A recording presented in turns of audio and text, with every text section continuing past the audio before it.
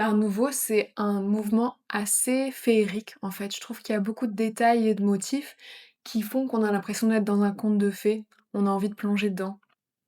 J'ai regardé un peu les couleurs qu'il y avait dans certaines maisons, bruxelloises, d'art nouveau. D'ailleurs, si vous passez par Bruxelles, je recommande trop, mais du style, la maison Horta, l'hôtel Solvay, des choses comme ça. Des trucs très organiques, ils adorent, les fleurs, les chrysanthèmes surtout, il y a aussi pas mal de motifs de libellules, j'ai vu que j'aimais bien. Vous voyez ces petites graines là avec des ailes et quand tu les lances, elles redescendent dans l'hélicoptère comme ça c'est trop beau.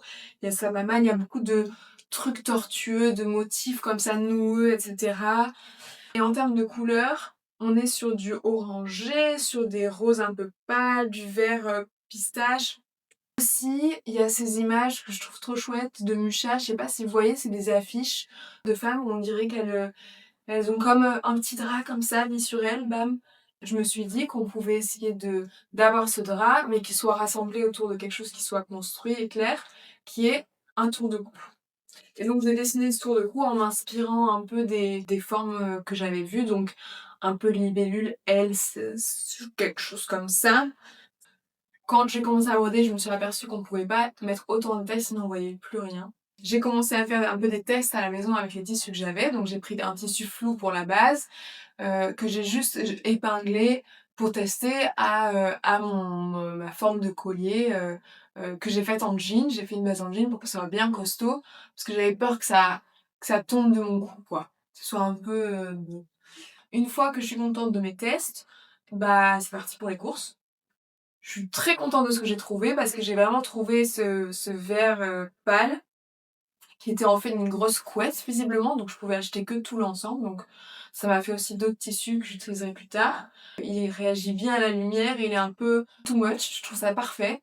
Ça va bien compenser le fait que c'est une forme très simple. Pour ce costume, j'ai voulu garder les choses les plus fluides possibles, donc j'ai fait très peu de couture. La première, c'est celle de l'ourlet devant. Sur les deux extrémités du tissu, j'ai utilisé un point de machine qui faisait des décorations un peu style feuille. Et j'ai bien fait attention à faire un ourlet deux fois rentré à l'intérieur, donc une fois en pli, deux fois en pli. Comme ça, le côté moche est enfermé à l'intérieur de l'ourlet et ça fait plus propre parce que forcément, cette extrémité-là, elle va un peu voler. Le deuxième type de couture, c'est pour le tour de cou, une couture au milieu et puis une couture de chaque côté. Et si vous voulez comme moi que quand on regarde votre costume, les plis du tissu aillent vers l'intérieur et pas vers l'extérieur, c'est à ce moment-là qu'il faut y faire attention. Le troisième point que j'ai fait, c'était autour des aisselles. Donc l'idée, c'était encore une fois qu'on ait juste l'impression que ce soit un drap et qu'il n'y ait eu aucune intervention dessus. Donc j'ai fait des points très espacés et à la main. Par exemple, là, j'ai essayé de prendre vraiment une petite fibre du tissu le moins possible pour qu'on le voit le moins possible. Et donc à l'intérieur, on voit le fil qui passe de petit point en petit point. Évidemment, quand on fait aucune intervention sur ce grand carré long, ça baille un peu sous les aisselles.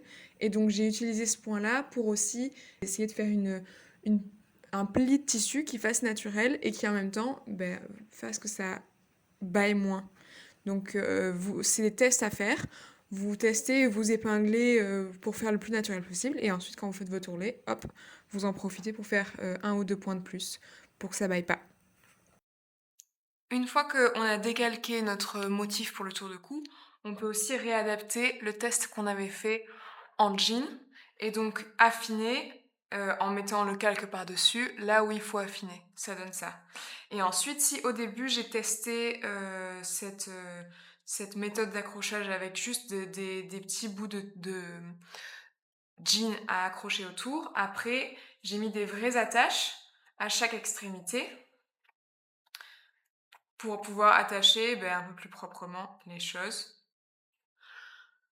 Et donc ces attaches, elles se présentent comme ça. C'est un peu les attaches qu'on a pour les jupes ou les soutiens-gorge ou ce genre de choses.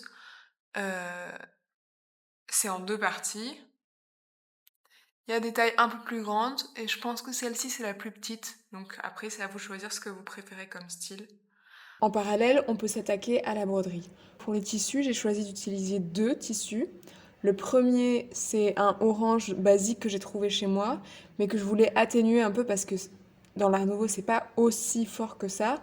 Et donc pour ça, j'ai trouvé un espèce d'organza un peu bleu qui atténue un peu le orange et qui fait que c'est un peu plus un orange vieilli, si je peux dire. Ensuite, commençons à reproduire notre idée de dessin.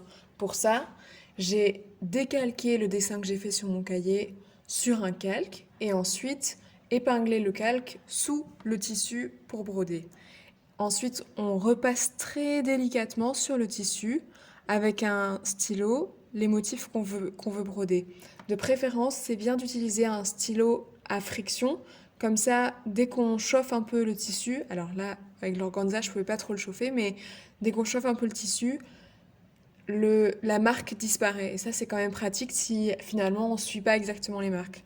Moi, avec l'organza, c'était quand même un peu, pas dangereux, mais un peu risqué de le chauffer.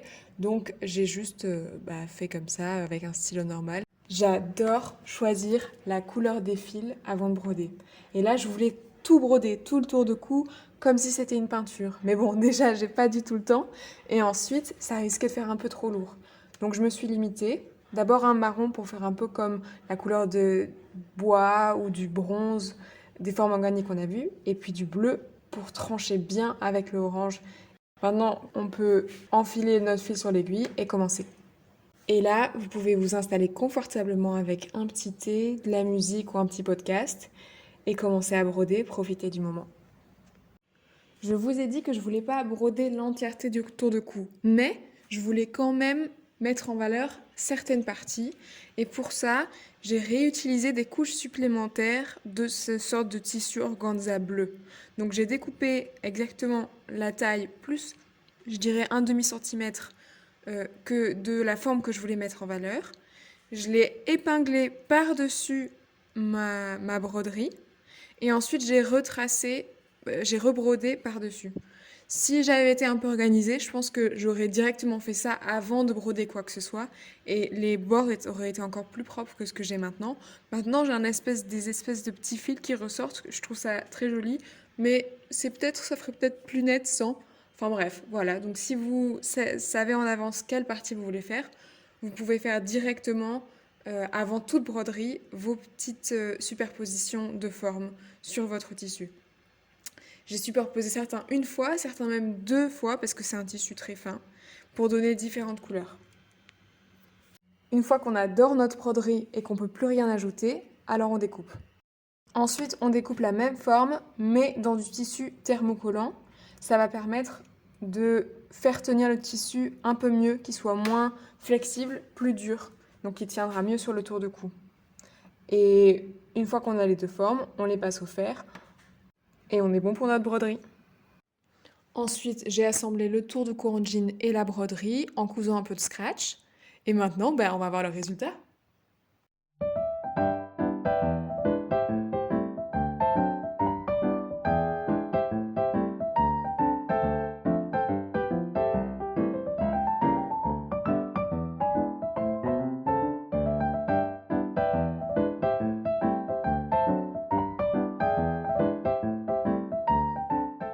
Bah écoutez, moi j'aime plutôt bien. Je trouve que la robe tombe bien et que le tour de cou, même s'il est pas nickel, il fonctionne assez bien avec le reste de la robe. Et je me suis aperçue que si on mettait une broche un peu au niveau de la hanche, ça crée encore plus de mouvement dans le tissu. Et franchement, je trouve que ça fait vraiment l'effet femme d'une affiche de Mucha.